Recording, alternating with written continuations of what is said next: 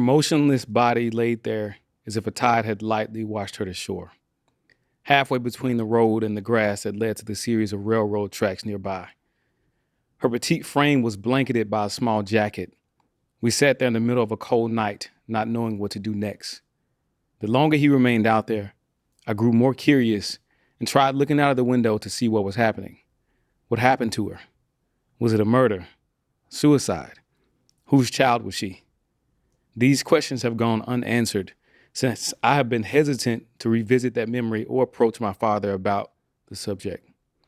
It made me wonder what it feels like for a mother to lose her child so early. Sometimes it seems like it's all in the plan. Whether occurrences such as this are part of God's plan or the work of some other entity has been debated forever. I'm not here to make that judgment. What I will point out is how unfair it is to be exposed to the worst of the world and expected to turn around simply based on the will or lack thereof to do so. I remember this specific night because I was afraid to ask my dad for a long time what actually happened. But I recently had a conversation with my mom because she read this book. She asked me, she said, "How did you even remember that?" I said, "There was a vivid moment in my life because I remember seeing the woman on the side of the road, and she asked me if I actually knew what happened, and I told her I didn't. Well, I recently found out that woman was murdered, and I remembered how I felt in that moment and how it felt for me actually to find out that's exactly what happened. And there are so many moments when I was a kid, I was exposed to different elements of what it meant to live in a community like where I grew up. So eventually I got to a place in my life, I started to question a whole lot. And because I had dealt with so much trauma and dealt with so many other different things in my life, I didn't feel like I could ever be at a place where somebody would understand that experience. And for a long time, I didn't feel that anybody could actually love me. Not necessarily my family specifically, but just a partner or anybody for that matter. So I struggled quite a bit throughout my life and actually trying to face that. And then this beautiful woman came along and she showed me otherwise. And throughout the history of my life, I think I've gained so much more perspective about love and what it means to actually love yourself. But I grew up in a place where the expectations on me were a little bit different. I always felt like I had to be perfect. I felt like I couldn't fail anybody. And so as I got older, I would hate to fail in front of anybody. So I hid myself a lot. I wore this armor, and there are so many wounds under this armor. There's so many areas where I had gone unhealed, and I really didn't know how to grapple with that. So I think eventually, just to kind of move forward in the story a little bit, when I finally got up to the age where I was actually doing more with my life, people noticed like all the things that I had going on. And so the expectation just kept rising because I kept showing up and actually kept up with the expectations, not only of other people, but for what I had for myself. And I remember a specific time when I actually got to a place where I faced a challenge and I didn't really know how to navigate it. I tore my ACL probably 6 years ago, actually a little bit over 6 years ago in 2017. And going through that experience was pretty unique because I had never been in a place where I really couldn't do for myself. I had always done that. So when I tore my ACL, that challenged me in a completely unique way because my surgery didn't go perfect. And I remember I woke up one morning in a level of pain that I had never experienced before. And I thought back to a quote that I remember from Derrick Rose, and to sum it up, he talked about when he tore his ACL, it felt like death. And I remember that moment when I tried to stand up it felt like somebody was pulling my leg apart. So I hopped back on the floor and I had to navigate to the bathroom to brush my teeth. So I just got on my bottom and I scooted towards the bathroom. And I remember when I finally got in the bathroom, I had to figure out how to get up to get my toothbrush. So I grabbed onto the sink, grabbed my toothbrush, grabbed the toothpaste, and I began to brush my teeth. And I remember thinking to myself, the rest of the world is moving forward regardless of what's going on in my life. Like, I'm in this amount of pain, but nobody can feel this with me. Nobody can understand what I'm going through, because it wasn't just the physical pain. It was what I was going through psychologically as well. Because I realized that there are so many of those unhealed wounds at that point that I hadn't necessarily grappled with, that now I really had to face. And so I had to find out another way to actually cope with that. So I got to a point where I'm just sitting at home by myself and trying to figure out, like, what can I do to actually work my way through this pain psychologically. So I bought like a game system, which I passively began to play over the course of time. But then the rest of that year, I had gotten pretty good throughout my life as far as being able to show up in moments that I needed to show up, and being able to go through certain processes that I had to get through as long as there was a plan for me. So I got pretty good at those next big projects that I was working on. I had a history of creating viral videos with a friend of mine, Sebastian Carson.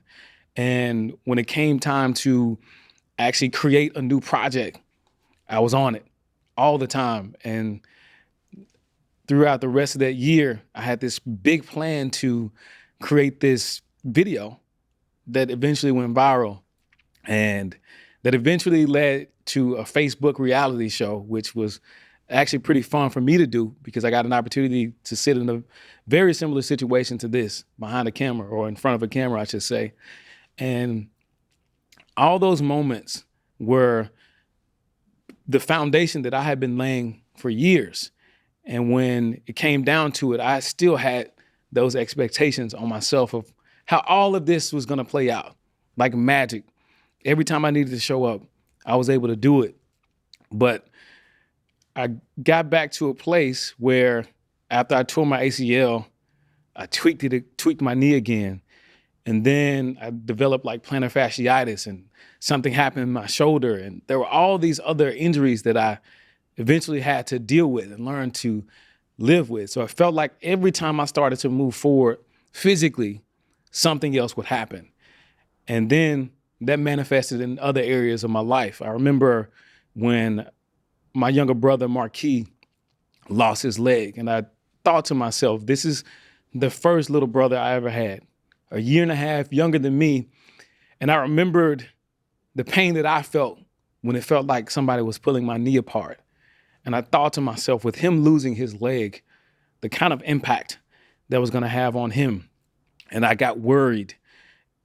And then I got a call from my brother, who's a year and a half older than me. He was dealing with some stuff from a mental health standpoint that he just needed help with. And he wanted me to figure out how I could guide him, because he always called me his little big brother. And that was just our relationship.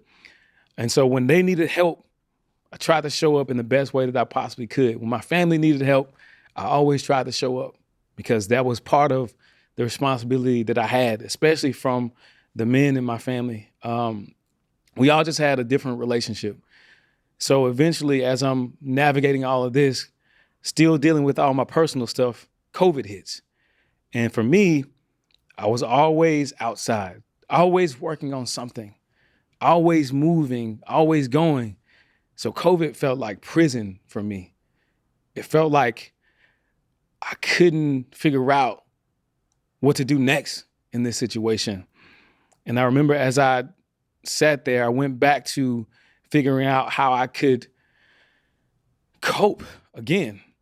Because I had literally just gotten over me tearing my ACL and the pain that was associated with that. So to be back there again, I went back to the same coping mechanism, because at that point I wasn't in therapy. I wasn't doing some of the other ways that I could have used to cope, because I didn't understand it.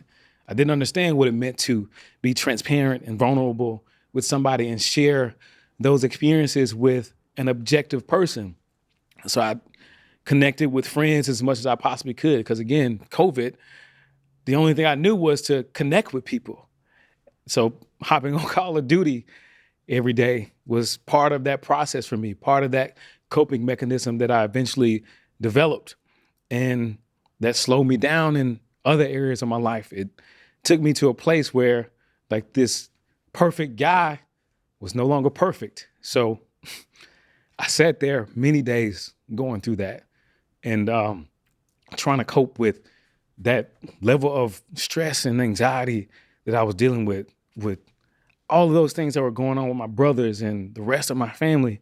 And so it got to a point where we just decided to go back to Memphis for a bit. It was never the plan to be there forever.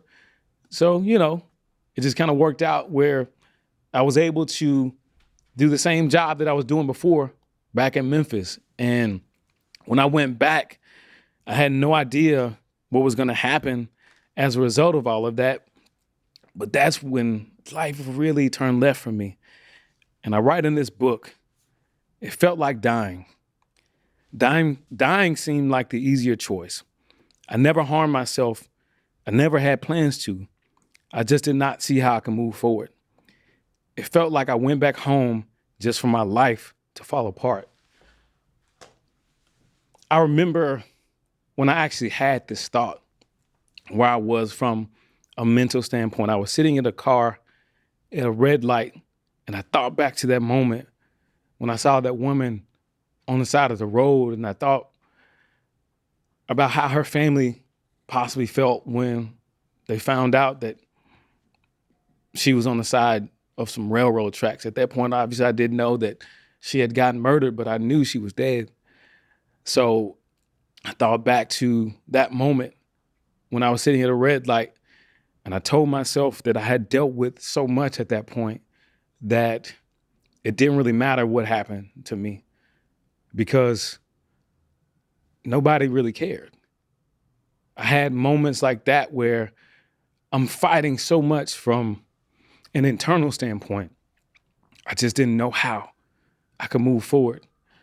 I remember having that feeling as I sat at that light and I told myself it didn't really matter what happened to me. I was dealing with a level of chronic stress that I had never experienced. I was dealing with a level of anxiety that I had never experienced because I thought it was bad when I tore my ACL. But when I got to that point, everything was different. So I told myself it might be easier if I wasn't here. It might be easier for me. It might be easier for everybody else. I didn't have any intention to take my life or anything like that, but I wasn't going to resist if something were to happen. And that was a tough place for me to be because I had gotten to a place where I felt like I needed to be Superman and save everybody. And because I thought to myself at that point, I had failed so many people that it didn't really matter if I was here or not. Because for so long, I told myself that if I was there with my family, things would be a whole lot easier for me. And just to give you a little bit of background on what kind of led to that situation when I'm sitting at that traffic light, in June of 2021, I had two of the toughest conversations I've ever had in my life. Part of that was when I lost my best friend. And the second part of that, I received a phone call from my mom, and she told me something had happened within our family that I had grown afraid of and that I was trying to prevent. So I used to have these Zoom calls during COVID with my brothers and some of the men within my family to try to get us to a place where we were all moving forward in life. And as I mentioned, I was helping my brother sort of navigate some mental health circumstances. And my mom calls me and she shares with me that something had happened. And I tried to keep my composure for her. But internally, I was going through something that I just didn't even understand. And I remember when I hung up the phone, how dark it was, because I knew at that moment my family was about to change forever. Following that, in July of 2021, I almost lost somebody who was extremely important to me.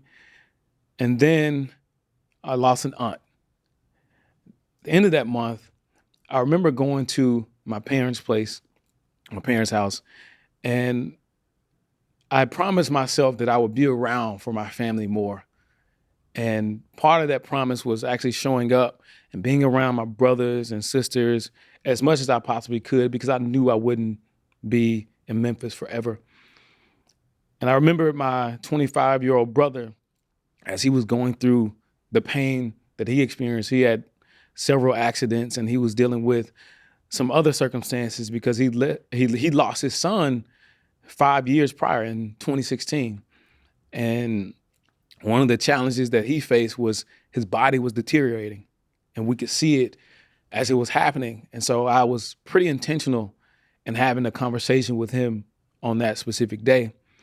So I looked for him and I couldn't find him.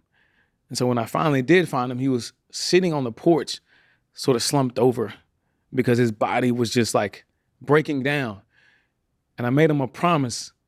I said, once I finish taking care of this, we're going to get you some help. What sucked for me is maybe not even a week later, we're on the phone call with my older brother, who at this point was the reason why I'm running around like a chicken with his head cut off, because he ended up getting locked up.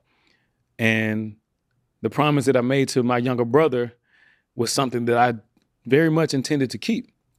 So we're all on the phone call together, and my younger brother's excited because his birthday's coming up. And we're all talking about that and what he plans to do. And so we hang that phone call up. I didn't know what was going to happen a couple of days later, because on August 3rd of 2021, I got a phone call from my older brother, Bakari, and what he said made my heart drop. He said, "Fat is gone." So I paused, he paused, and he said it again. He said, "Fat is gone, bro." And for me to say it out loud was something that I couldn't really comprehend, because that made it real.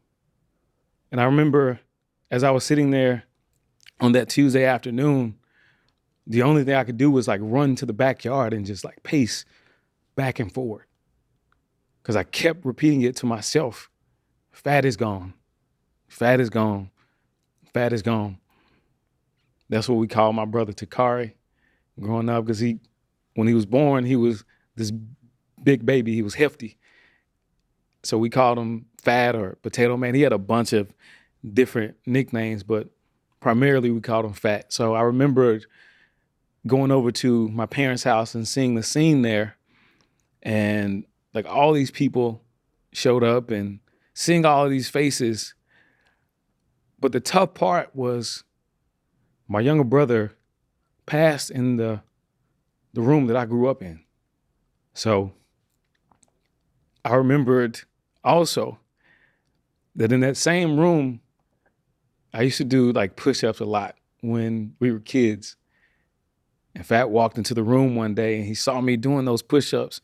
He looked up at me, he said, when I finally finished, he looked up at me and said, "I want to be like you when I grow up." And I never forgot that, because to me, my little brother did look at me like Superman. And so I tried to keep up with that as much as I possibly could. And that was the same thing that continued to happen throughout my life. I wanted to be that not only for my younger brother, but for the rest of my family as well. So as I grappled with the fact that I lost my little brother on August 3rd of 2021 and had all of these other things going on with my life, I knew things were going to be different, but I didn't know how different they were going to be. One of the things that I did throughout my life was I told myself that all the stuff that I saw in my community, as far as like the people that I saw who use alcohol and all of these other things to cope. I told myself that I wouldn't do that. And so when it got to a point where I'm dealing with this chronic stress and dealing with anxiety and dealing with this level of depression that I found myself dealing with and not even understanding it, I'd go out and, you know what, let me just grab a drink. Not having really any intention behind it. But as I started to deal with all of these things, one on top of another, didn't really have the time to grieve that I felt like I needed. And I found myself going out socially a little bit more and consuming alcohol a little bit more. Never to the point where I felt like, in my mind, I was an alcoholic or anything of that nature. But it was a little bit too much for me because I had pledged that I wouldn't do that. But then, fast forward a couple months later, I get a phone call from my cousin, and he tells me that my uncle has cancer. And this is a cousin who is like one of my closest friends. I didn't know he was grappling with that. And I remembered feeling a level of uncertainty as I was about to go visit my uncle who I hadn't seen in a very long time. And the reason why this uncle was so important to me was when I graduated college, he was the one uncle out of all the uncles that I have that actually showed up for me. And he reminded me of my dad, but he was my dad, except he was a little bit meaner. And he was always the uncle that I looked at as the strong uncle, because that's what I wanted to be for my nieces and nephews. So when I actually got a chance to see him, it hurt me in a different kind of way as I'm grappling with all of these other things, because this strong uncle who I remembered strong as an ox worked 12 to 15, 16, 17-hour days at a time throughout my life, seeing him not being able to do things for himself and him not being able to lift himself up in the bed and not being able to hold water for him to drink it. The pain that I felt, it was all coming back. The stress that I felt, it was all coming back again. And I remember not being able to make it to his funeral because we had plans to go out of the country. And I remember the pain that I felt not being able to do that. And you'd think that was the end of it. At least you'd hope that was the end of all of it. But as I'm trying to navigate all these things, trying to be Superman for everybody, I made a promise to myself that what had happened in August, I wouldn't allow it to happen again because I needed to be aware of what was happening with my family. So fast forward, February 2022 rolls around, and it had gotten to a point where every time my phone rang, I was anxious.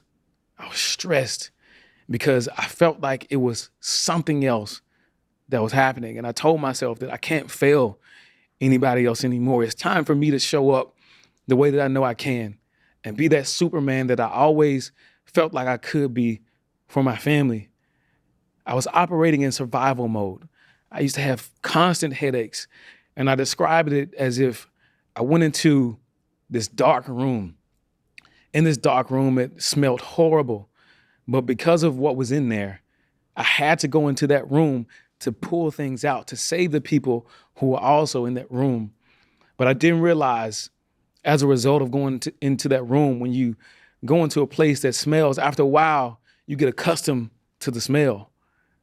So no matter what you do following that smell sticks to you. So during this process, I become inconsolable. My attitude changes, and I'm not operating as the optimal version of myself. And that impacted my relationships because I'm going through so much pain, grappling with so much, but I still have to show up. So 2 months into 2022, I get that phone call from my dad, and he tells me that my younger sister and my niece have been in an accident. I had just seen my niece 2 days earlier, and she has this thing where she tricks all of us with it. It's kind of her thing. Hey, my favorite uncle. And she has this big smile on her face constantly. So I had just seen that a couple days earlier. And my dad tells me that she's in this accident. He sent pictures of the car. Car is completely totaled. I don't know what's about to happen. Is my niece going to survive? Is my sister going to survive? I found out that my niece had a fractured skull, 3 years old, fractured her skull. Her eye is out of socket, and we are not sure if she's going to make it. So a couple of days passed by, and I finally get a FaceTime call from my little sister, and she's scratched up. And I look over and I see my niece, and I try to be positive. Hey, Armani. Hey, Armani. And I'm trying to be excited for her. But that smile I just seen a couple of days earlier was gone. She couldn't even respond. Her brain wasn't functioning. She couldn't walk. She couldn't talk. The only thing she could do was just turn her head and look back at the camera. And I remembered again, it was like I had failed another person. So for me, going through that process and seeing what my sister had to go through, driving from city to city, from Tennessee to Georgia, to get my niece the care that she needed, it was painful to watch. And watching my 3-year-old niece learning to walk and talk again after she had just learned this recently was painful as she's navigating this situation and watching the pain that my little sister feels as she tries to make sure that her baby is okay. Well, we didn't know a couple weeks later that I began another phone call, sitting in the exact same spot that I was 7 months earlier. My little brother, Marquis, the first little brother that I ever had. I get a phone call from my brother, Bakari. And the only thing he tells me was, come to the house. Didn't say anything other than that, but I knew when he said it, there was something going on. So he said, come to the house. And when I get there, it's the exact same scene as it was 7 months ago. Everybody has shown up to come together during this moment, this very important moment for my family. But as I'm arriving, the ambulance is pulling away. And there was something in me that knew that my brother wasn't going to make it. So I knew I had a choice. Go to the hospital or not. Those were the only two options that I had. And part of that process, I had to actually share with people that my younger brother was on his way to the hospital and probably wasn't going to make it. And making several of those phone calls, I called my dad and shared it with him. And, he was on his way from church. And my dad has always been sort of a spiritual guide for me, really just the roadmap for everything I've done in my life. And I remembered 7 months earlier that he had just delivered a eulogy for my 25-year-old brother. And he was probably going to have to do it again for my 30-year-old brother. But the reason this one was so unique is this is the first little brother that I ever had. So we used to share the same picture with each other to tell each other happy birthday every April and every September. Well, this was March. And as I'm contemplating whether I should go to the hospital or not, I thought to myself, I'm not going to get that birthday wish this year. So I decide I'm going to go to the hospital, and I arrive and my 3 sisters are there, Danielle, Tierney, and Tia. And as wild as it is to say, my sister Tierney was just a couple of blocks up because that's the hospital where my niece was after her accident. And we're all sitting in the waiting room as we're getting ready to go see my little brother, who we know is not going to make it. We finally go into the room, and I sit there and talk to him for a bit. And we always talked about who was better at football. We used to joke with each other a lot about that. And one of the last things I said to him was that you're still not better than me at football. But In saying that, there was a lot of pain because I put my hand on his chest and I didn't feel anything. Everything felt empty. There was no heartbeat. And losing him, losing my brother, my other brother, my uncle, my aunt, my best friend, all so quickly, my heartbeat was gone too. And just to deal with that level of pain so quickly, I literally didn't know what I was gonna do. So when I thought to myself, it doesn't matter what happens to me, there's no way for me to move forward. I failed everybody. This image of perfection that I think so many people add of me throughout the history of my life, I felt like it was all gone now. It all fallen apart. I had worn this armor throughout my life. And one thing after another happened. There was like so many different chinks eventually that showed up in this armor.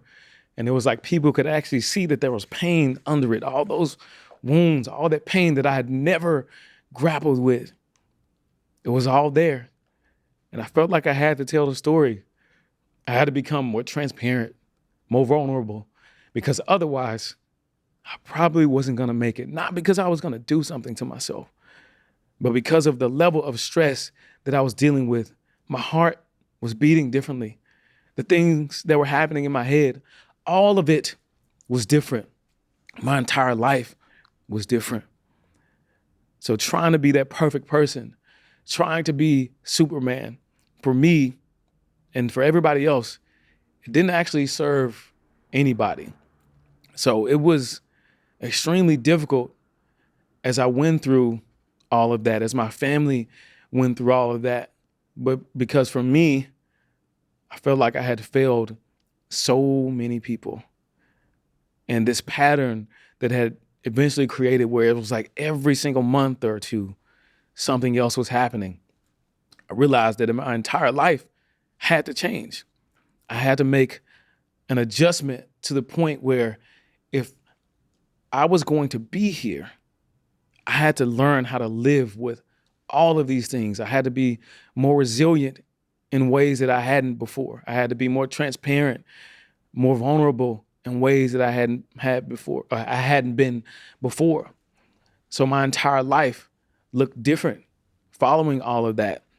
And so what that meant is, as I was going through this experience, my brother Marquis, I was teaching him how to trade crypto. Well, the thing about our relationship was when you juxtapose those next to each other, since he was a year and a half younger than me, my first little brother, everything I did, he did it, but he did it in his own way. He was super rebellious in that way. So if I sold cars like I did retail, he sold them wholesale. If I did push-ups growing up, he did calf raises growing up every night. So it got to a point we were finally kind of doing the same thing because he wanted to learn how to trade and I was teaching him how to trade crypto, but instead he wanted to trade gold. So it was like that relationship that we had with each other. So for a while, I couldn't do any trading. One of the last things he asked me to do was to actually work out with me. And I never got a chance to work out with him, and I felt really bad about that. So eventually, after all of these things happened, I got to a place where I said, okay, well, now I need to learn to live this new life. I'm by myself now. So what can I do? So I started looking at charts again and trading again. I got back into the gym. I go create a website and built an app. And eventually I wrote an ebook. Then I wrote another book because I had to learn that despite all of this, everybody has a story. Everybody's story is unique. It may not sound exactly like this one, but everybody has a story. And as you go through experiences, one of the things you have to challenge yourself to do is to continue to show up despite what's happening for you. That's what I did when I tore my ACL. That's what I did each time when I lost another family member. That resilience that I developed over a certain amount of times of going through all of these experiences, that's what I kept having to do. And so this was just such a unique situation for me because all of it just happened so quickly that I never really had a time to adjust. So I started to meditate again. So my meditations went from 15 minutes to an hour because I told myself I would rather be operating in that world than to be in this one where I'm dealing with this chronic stress every day. I started going to the gym and going harder in the gym and challenging myself in new ways and doing push-ups every day, just like I used to as a kid. And I remember telling myself that nobody ever asked me to be Superman.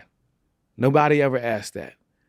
But that's what I wanted to give everybody that I love, because what was important to me was that I showed up for everybody else despite what was going on for me, what was happening for me. So dealing with all of this, I said to myself that I forgot how to love myself. And despite being resilient, despite showing up for other people, despite that being what I knew, I finally had to show up for myself. And so again, everybody has a story. Your story might not sound exactly like this one, but no matter what happens in your life, no matter how tough it gets, the one thing you have to remember is it's going to hurt, but it won't kill you.